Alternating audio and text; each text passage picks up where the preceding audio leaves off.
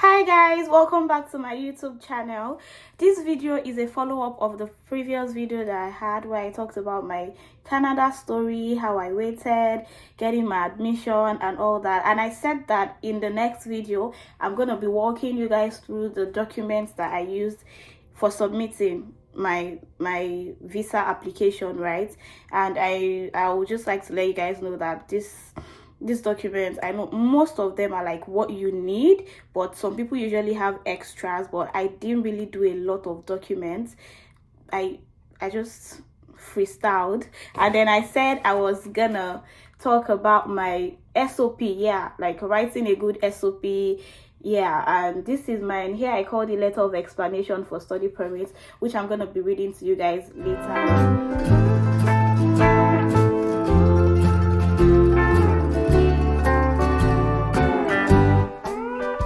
Importantly, you're gonna need your not your study permit. I'm so used to saying study permit.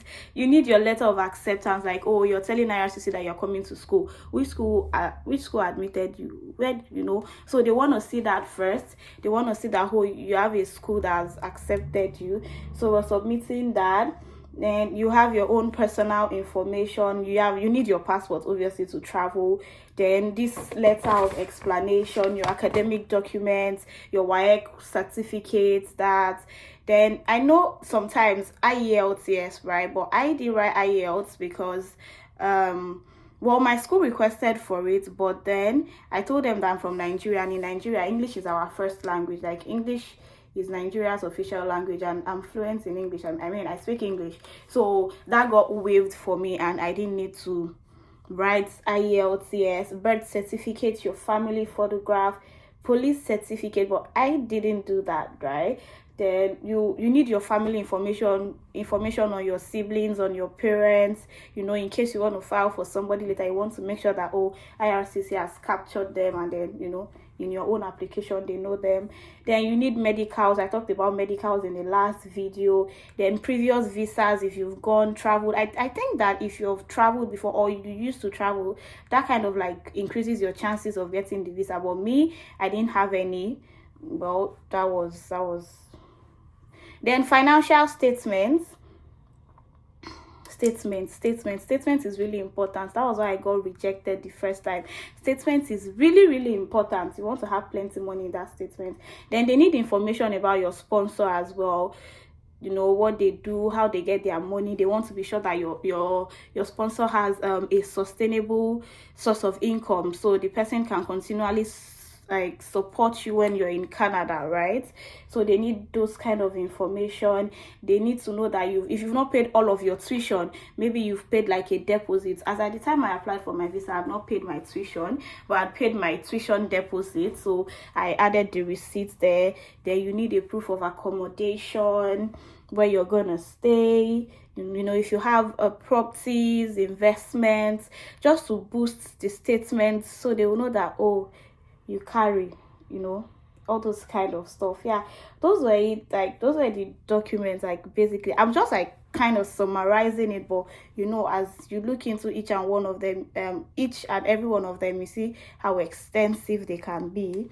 Yeah, so then, yeah, most importantly, you also need home ties. They want to be sure that you're not coming to stay in their country. You want to tell them that, oh, you're coming back to this place. Well, I captured all that in my study permits, and yeah, and then, yeah, basically those were the stuff that I used.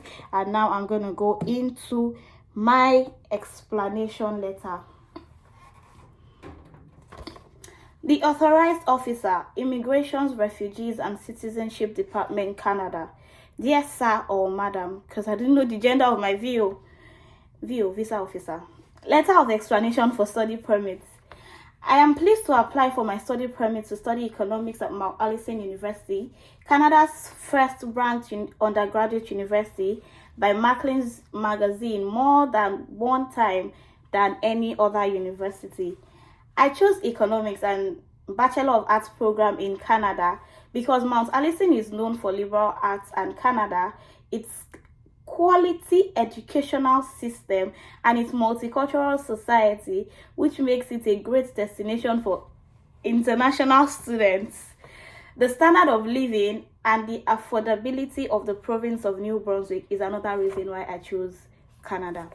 So what I did is I did like a breakdown of my study permit. Like here you see headings. Here I started with overall educational goal, then reasons why I chose Canada and not Nigeria, employment opportunities in my country. It's good to have like a breakdown so everything is not like mumbled up and everything is just looking like mumbo jumbo and your viewer is not understanding everything. Then I talked about my family ties, parents' country of residence, educational history. Then I talked about my certifications. So I just wanted to make that known as I read. So overall educational goal. As a secondary school leaver, my educational goal is to forward my education starting with BA, then MBA, and ultimately a doctorate degree. This will enable me to expand my knowledge in my chosen field, economics. I chose economics because it is a very important sector of every economy. I wrote this thing and I'm like, I can't remember anything I wrote. The course helps to develop a deeper understanding of the world as it touches every aspect of the economy, and the career choices are numerous. As a matter of fact, there are no limits to the career of an economist. I believe that I'm on the right path with my choice of school and country of destination. Then I went forward to talk about my reasons for choosing Canada and not Nigeria. Canada is globally recognized for its educational system, and this is the basic reason why I've chosen it over my country of residence, Nigeria. Studying in Canada exposes students not just theoretically but also practically, which makes learning more expository and fun. Mount Allison University specifically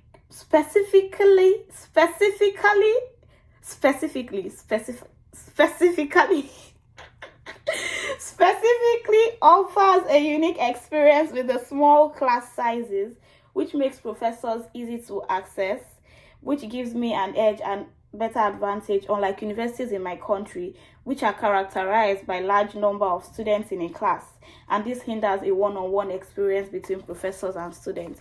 Yeah, so before I wrote this, I had done some research about the school and all that, and then yeah, our class sizes are really small. Your professors are accessible, you can talk to anybody.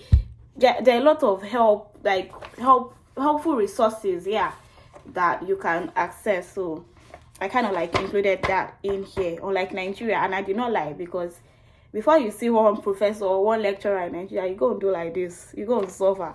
That's something. So moving on to employment opportunities in my country.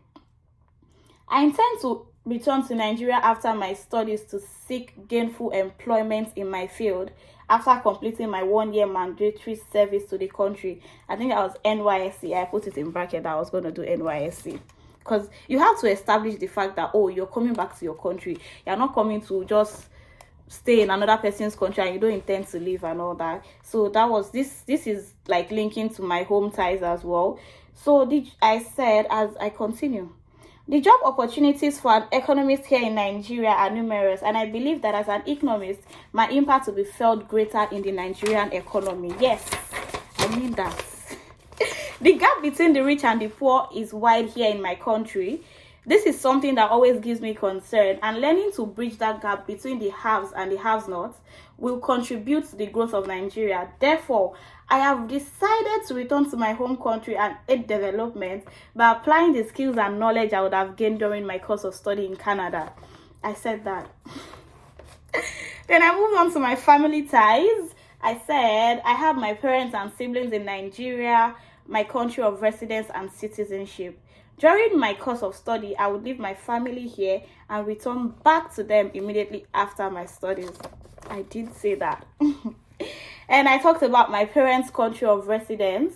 I said my parents are citizens and residents of Nigeria, and I have fulfilled my financial requirements to the school because I've paid my tuition and accommodation deposits, and also my sponsor has enough money to cover my personal expenses in Canada, which will be transferred to my Canadian account once I'm in the country, so as not to become a burden to the state of New Brunswick or to Canada. So I move on to talk about my education history.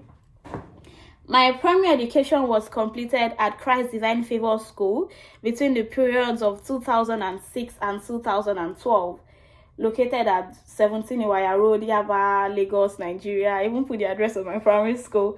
Then my secondary education was completed at Queen's College, Yaba, between the periods of 2012 and 2018, located at Lacansta Road, Burial Avenue, Yaba, Lagos, Yaba girl. So the last part of it is my certifications. And then here I did like an highlight of all the certifications, like not all, but just some. So this thing is not too long. So I listed the seven of them. Well, my LinkedIn has more. I think I'll link my LinkedIn here in case anybody wants to connect with me on LinkedIn. Yeah, so I went on to explain how I got my certifications. Post-secondary education, I undertook a lot of training to prepare me for my university and career days. In 2018, I completed 2 courses with Cisco Networking Academy. First, I completed the Get Connected course, which introduced me to computer basics. Oh, I don't know if I mentioned, but my minor here, amount A, is computer, which introduced me to computer basics, internet navigation, and simple networking in March 2018. Thereafter, I took the IT Essential course in June 2018, which exposed me to global IT and cybersecurity education, empowering me with skills and procedures to install, configure, and troubleshoot computers, mobile devices, and software. I can't remember, but I did those things, but I don't think I can do these things like now. In 2019, I went through vocational training in hairdressing for a year, where I was taught treatment, care, and braiding of natural hair. In February to March 2020, I attended EduBridge Academy, where I bagged a certificate in the undergraduate program. I was exposed to Microsoft Office, business writing, and I learned to digest and understand the impact of news and happenings around the globe, tap into opportunities available online, and understand microeconomic variables in relation to their application to the economy in preparing for the world of work and study. I was freelancing at that time, I think. Also in March 2020, I joined the Corporate Finance Institute virtually and took a course in reading financial statements. As a student who wants to major in economics, I understand the importance of financial statements and its interpretation to any organization and economy. This is why I undertook the course, and now I stand a well-equipped student in that aspect, as the course taught me to analyze such financial statements. I like accounting. I do accounting. I still intend to take like professional exams in accounting later, even while I'm in school, or maybe after school, if I can jumble everything together. That was a diversion. I returned to my SOP. So after my training in March 2020, the following month in April, I undertook Google's Fundamental of Digital Marketing. The course gave me insights into marketing resources, industry insights, and global marketing insights, inclusive of practical exercises and real-world examples that helped me turn my action into knowledge. I tried. I've done plenty of things. In November 2020, I worked as an intern with Upkey virtually, an international internship program. Yeah, I remember at that time, this company is in Chicago. Yeah, but I was working while I was in Nigeria with them. Yeah, an international internship program focused on managerial functions of leadership, finance, marketing, and entrepreneurship, where I got my internship certification. And this helped me with building my financial knowledge and operation of markets in relation to economics, which is in line with my educational goals and the reason I want to study at Mount Allison University in Canada. In February 2021, I joined the Street Projects Foundation, a foundation for female creatives called Digital Amazon Workshop. I took classes in photography, content creation, branding, enterprise solution and development. This training exposed me to the advertising industry and international organizations such as the World Connect. Yup. I gained skills to navigate through the digital space, and I believe this will immensely contribute towards my study in the university. And that was where I stopped.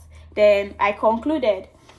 I said, thank you for reading my letter, and I'll be glad if my application is considered and my study permit is approved to enable me resume in winter 2022. Okay, this is like the edited version.